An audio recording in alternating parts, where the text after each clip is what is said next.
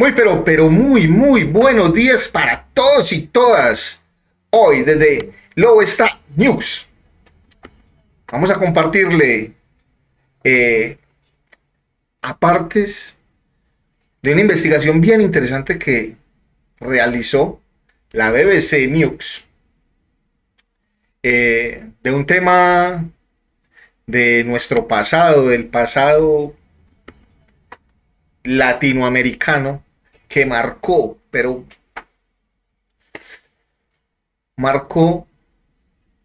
toda una cantidad de eventos, de sucesos, pero lo más triste, que pocos se recuerdan hoy, a pesar de que estamos hablando de un tema de esclavitud, de más de 100.000 muertes, de abandono. Estamos hablando del paraíso del diablo, las atrocidades del holocausto del caucho en nuestra Amazonía colombiana.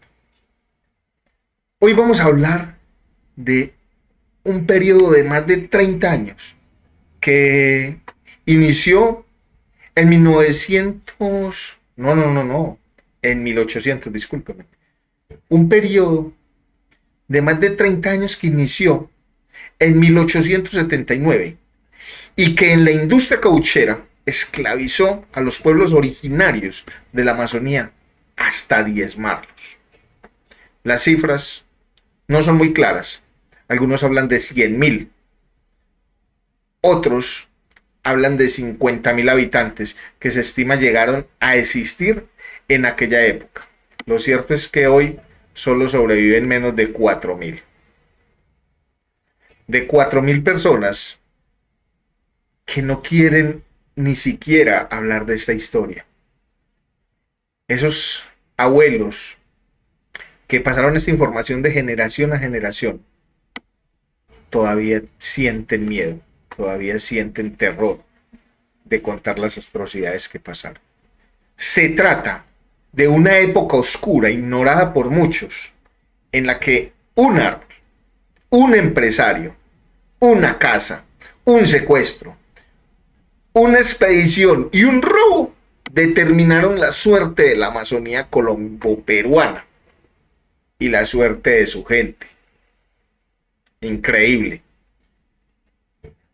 Increíble. Pero les voy a contar paso a paso de qué se trata todo este cuento. El árbol. En toda la selva no hay ni un palo sano. Están llenos de nudos por donde usted vaya. A 2 o 3 kilómetros a la derecha, a la izquierda, a donde voltee. Esto decía el cacique Calisto Cairú, mientras en una entrevista caminaba por la selva, cerca de su casa, o de la Maloca, ubicada en la vereda Puerto Milán. Se refería a los árboles de caucho que han crecido silvestres desde hace siglos en la Amazonía.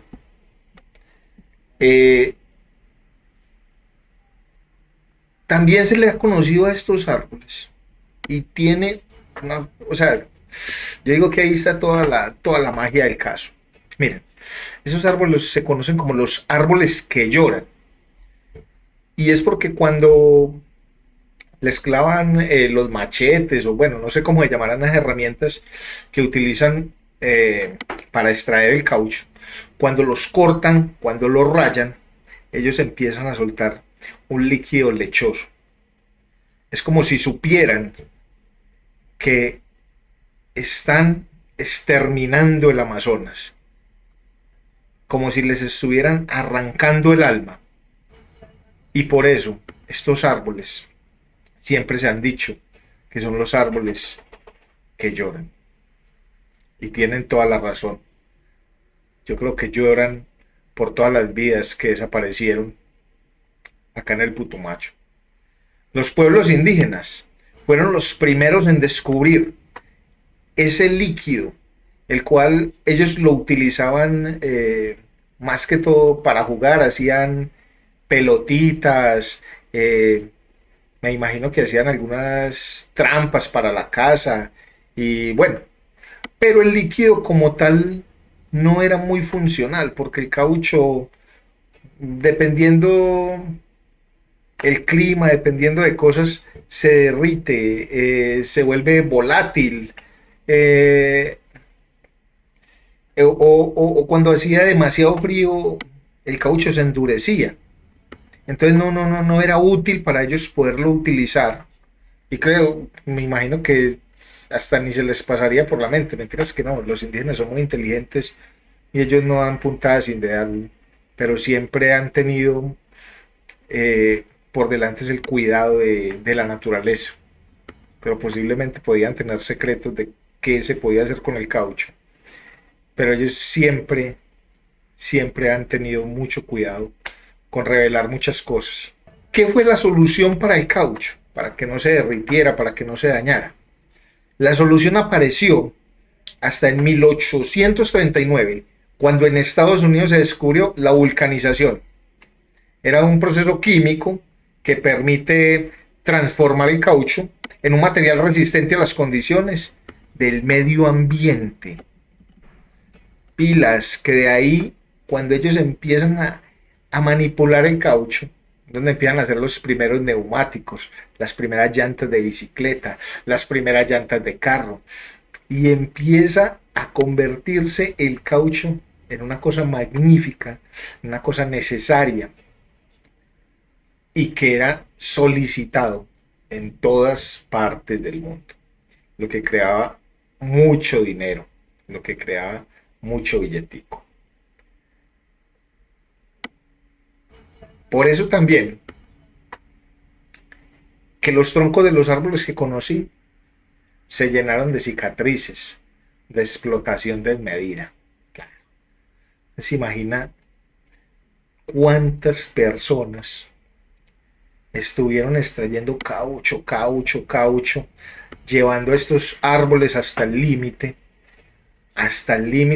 algunos hasta su muerte, para poderles extraer el líquido lechoso que le generaba tanto dinero? El empresario Julio César Arana, empresario y político peruano, se apoderó del negocio de la exportación del caucho desde el Amazonas y construyó una especie de monopolio en el corazón de la selva. Creó una gran fábrica de distribución del caucho que se recolectaba de los árboles, era transportado por los ríos y desde allí salía por los puertos del Amazonas, en Iquitos en Perú y Manaos en Brasil, camino a Europa. Arana logró su hazaña principalmente por tres razones. La primera es que se adueñó del Putumayo, una parte de la Amazonía ubicada entre Colombia y Perú, que para ese entonces no le pertenecía oficialmente a ninguno de los dos. O sea, le quedó de papayita, tierra de nadie, sin doliente. Entonces, en esa tierra de nadie, la segunda es que el señor Arana se rebuscó un capitalcito, empezó a ir a buscar allí, allá, y se encontró nada más y nada menos con los ingleses para financiar esta operación. En Inglaterra no solo le dieron dinero, sino que aportaron mano de obra para sus colonias. Enviaron trabajadores desde Barbados para que sirvieran de capataces. No los mandaron a camellar, a rayar el caucho, a sacar la plata, no. Los mandaron fue a dar terapia, a cascar, a crear terror, a matar a esas comunidades indígenas para poderlos poner a que produjeran billetico, a que produjeran plata. Y la tercera, y más macabra que se instaló fue un régimen de terror para doblegar a los indígenas y obligarles a ser sus esclavos. El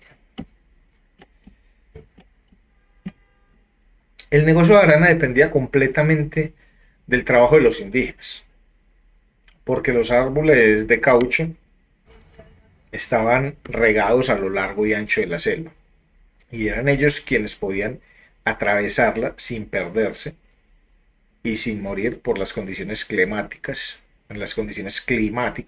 o los peligros que representan algunas plantas y animales. Ustedes imaginan un citadino, una persona que venga de ciudad a meterse a la selva amazona, pues la selva amazona se lo come. Y por eso necesitaban a los mismos habitantes de allí para que les generaran las facilidades y para generar ingresos. La casa Arana fue uno de los principales centros de acopio de caucho y está ubicada a las orillas del río Igara-Paraná en La Chorrera. Esa era la plazoleta donde llegaban los indígenas de diferentes partes de acá de la selva. El día que se pesaba la carga, día de embarque, también cuenta Edwin Teteye, indígena ahora, con quien la gente de la BBC hizo un recorrido por todos estos lugares.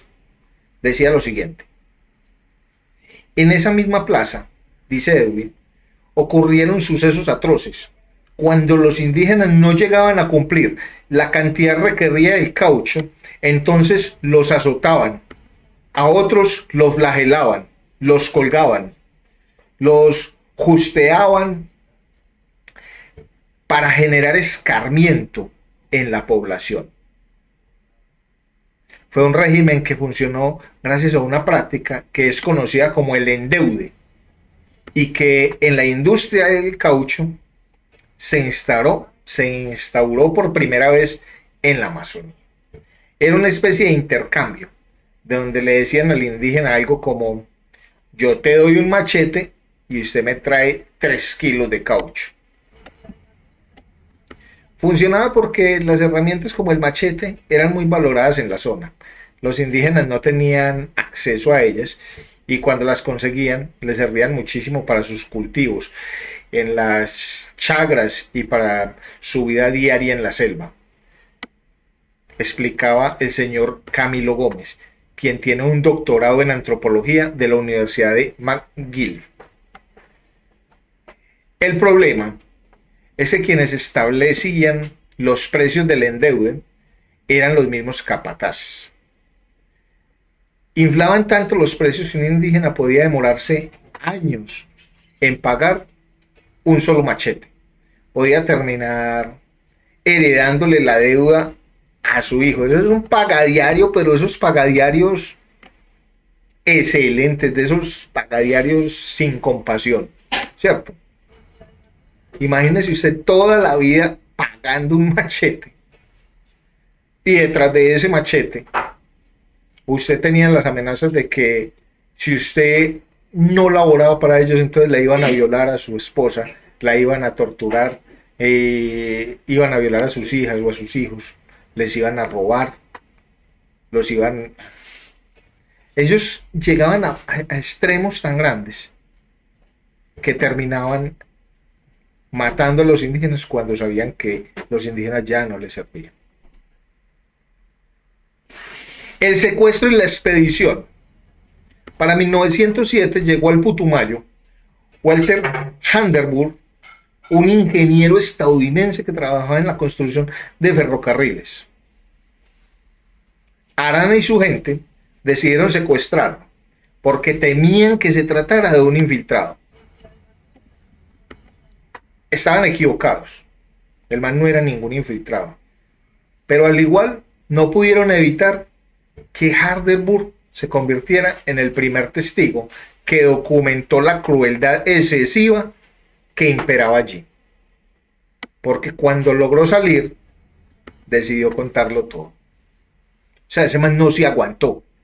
No se aguantó ver la forma en que trataban a estas personas, que los trataban peor que animales. Y aunque no era el objetivo de él, pues se convirtió en su proyecto de vida denunciar. Y empezó a buscar soluciones a ese cambio, a buscar qué se podía hacer para que esto no volviera a suceder. Hardenberg publicó varios artículos en una revista londinense llamada Truth Verdad. En 1912 publicó un libro titulado El paraíso del diablo.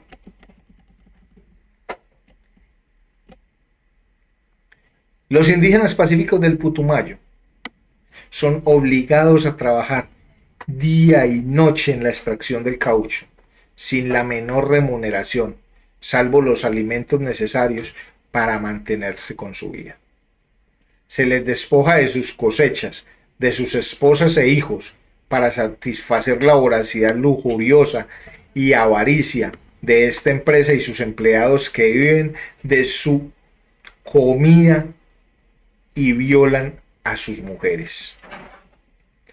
Son azotados inhumanamente hasta que sus huesos quedan expuestos y grandes llagas en la carne viva descubren no solo que no se les da tratamiento médico, sino que se les deja morir, consumidos por los mismos gusanos. Cuando ven que no sirven de alimento, entonces se los dan a los perros de los caciques, de los nuevos mandamases. Son castrados y mutilados, y les cortan las orejas, los dedos, los brazos y las piernas. Son torturados con fuego y agua, atados, crucificados, cabeza abajo. Esto fue una de las denuncias que hizo este señor estadounidense.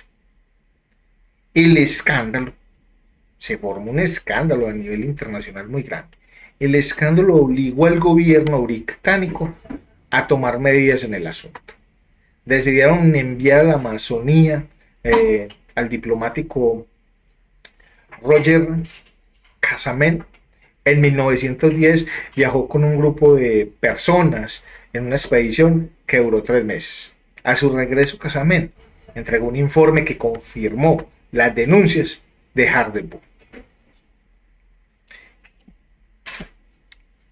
El peso acumulado de las pruebas que hemos reunido de estación en estación y las condiciones de la población indígena, tal como tuvimos la oportunidad de observarla, no dejó en nuestras mentes ninguna duda de que las peores acusaciones contra los agentes de las empresas eran ciertas. Lo más indignante es lo que estaba pasando en la Amazonía. Miren, esto no era nuevo, ya llevaban muchos años que esto estaba pasando.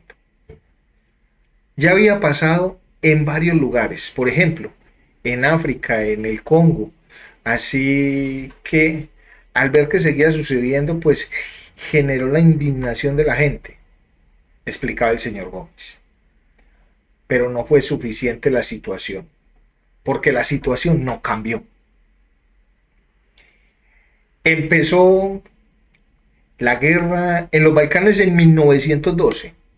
Entonces, toda la atención de los pueblos británicos y del mundo se giró hacia allá. Luego empezó la Primera Guerra Mundial y al final de cuentas, esa indignación en Inglaterra y en Londres no sirvió para nada, porque el caucho se siguió extrayendo del Putumayo.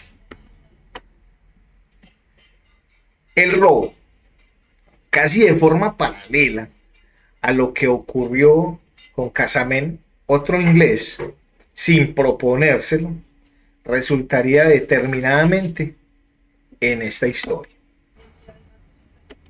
Su nombre es Harry Whitman y viajó a Latinoamérica en busca de fortuna, sin dinero ni nada que perder, se aventuró a plantar caucho, pero las condiciones de la selva le ganaron y no pudo habitarla, porque la selva no es para todo el mundo, la selva es para algunas personas, no todo el mundo resiste esta terapia, y esa terapia solo la resisten los indígenas nativos de allí, como les decía, a cualquiera lo coge la selva y se lo come.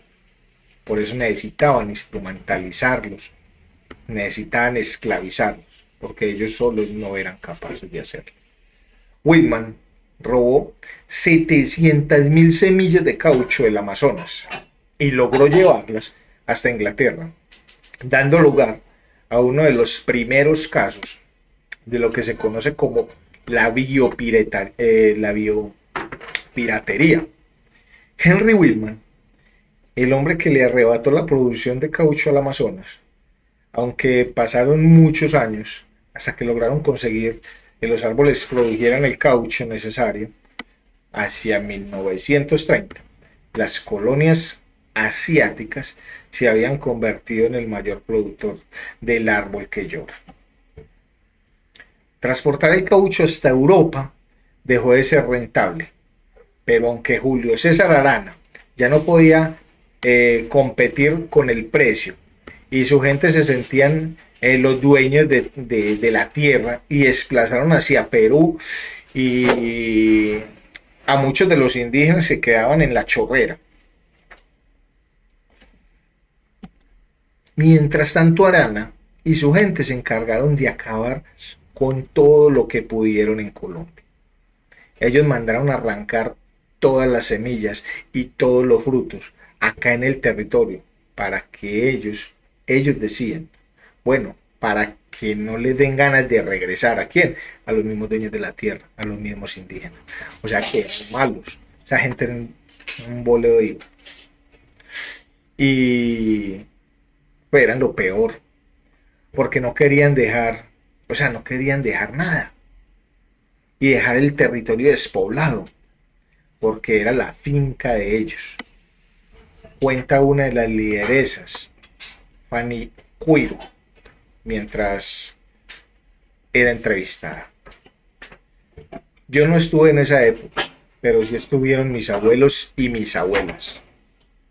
Los antepasados de Fanny y de quienes hoy habitan la chorrera vivieron también la única guerra que Colombia ha tenido con otro país. Fue un conflicto que duró un año. Perú y Colombia se disputaron la soberanía del Putumayo, que terminó con el establecimiento de las fronteras que hoy conocemos. Los sobrevivientes. La paradójica guerra también representó una oportunidad de escape para los indígenas esclavizados en el Perú. Con sus patrones distraídos por el conflicto, tuvieron la oportunidad de planear su vida. Mi abuela tenía 7 años y se escapó entre personas que no eran de su familia directa. Caminaron durante mucho tiempo, atravesaron el Putumayo. Muchos murieron en el camino por mordeduras de culebra, de paludismo o cualquier tipo de enfermedades tropicales que podemos encontrar en la selva. Cuando se acabó la guerra, algunos indígenas lograron regresar a su territorio y otros se quedaron en Perú. O sea, nuestra familia está en el Perú también. Los que lograron retornar al territorio empezaron a reconstruir, dice Fanny. El proceso del etnocidio, que denominamos, es un proceso muy fuerte. Nuestros antepasados también manejaban muchas energías, mucho manejo de la naturaleza. Entonces toda esa energía también quedó concentrada en ese lugar. Y realmente uno podría decir que se tenía referente como un lugar casi maldito, porque había mucho dolor, había mucho imaginario negativo, explica Edwin. Fue un periodo tan doloroso que por mucho tiempo los pueblos indígenas optaron por el silencio. Mi abuela decía esa historia. Es muy triste y es bueno recordar porque es inaguantable recordar eso, dice Odile. Y Edwin me explicaba que muchos mayores en alguna época decían es mejor no destapar esos canastos, cosas que ya está enterrada, es mejor dejarla tranquilizada. Pero nuevas generaciones como la suya iniciaron un trabajo para recuperar esa memoria. Nosotros en el proceso organizativo, cuenta este líder, nosotros en el proceso organizativo quisimos nuevamente de nuestros jóvenes se dieran cuenta de nuestra historia, que Colombia se diera cuenta de la historia en el mundo, cuenta que lo que ha pasado acá en esta región no debe de volver a pasar. Se han hecho varias acciones para visibilizar. También ante el gobierno colombiano se solicitó que esta casa se erigiera como un bien cultural de la nación. Y pasaron muchos años para que los pueblos originarios puedan recuperar legalmente su territorio. Cuando acabó la guerra, Julio César Arana le vendió los terrenos al gobierno de Colombia por 200.000 pesos de la época. Y luego el gobierno de Colombia decidió darle el manejo de estas tierras a una institución financiera. Fanny estuvo presente en 1985. Un día llegó la Caja Agraria en avioneta a La Chorrera y después llegaron unos ingenieros, arquitectos y directores del proyecto a decir que esto ya era de ellos y que venían a construir un centro de investigación en las ruinas de la Casa Arana. Los pueblos amazónicos se opusieron también, temían que su cultura se viera nuevamente amenazada y emprendieron un largo proceso.